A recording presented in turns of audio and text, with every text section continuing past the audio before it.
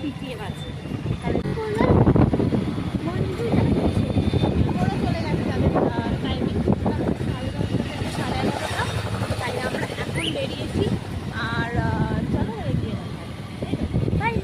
তো আমরা বেরিয়ে পড়েছিলাম সেকেন্ড ব্রিজ হয়ে, আর খুব তাড়াহুড়োর মধ্যেই ছিলাম কারণ ওখানে পিটিয়ে মিটিয়ে ফিরে এসে তুষারকে আবার অফিস ঢুকতেও হতো। তো এই যে প্ল্যানেটোরিয়াম ক্রস করে এসে গেলাম ত্রিশূল স্কুল। ওদের নতুনভাবে কালার করেছে, লোগো চেঞ্জ হয়েছে, দারুণ লাগছিল। মানে স্কুলে মিটিং ফিটিং কমপ্লিট হয়ে যাওয়ার পরে ওদের নিচেই ওই স্কুলের গ্রাউন্ড ফ্লোরেই হচ্ছিল বুক ফেয়ার।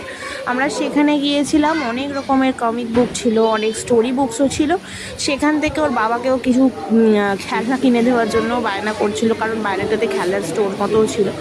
তো সেইখানে থেকে কিছু কিছু বই কালেক্ট করে নিয়ে আর সেগুলোকে কিনে কেটে আমরা আবার ফিরে গিয়েছিলাম বাড়ি।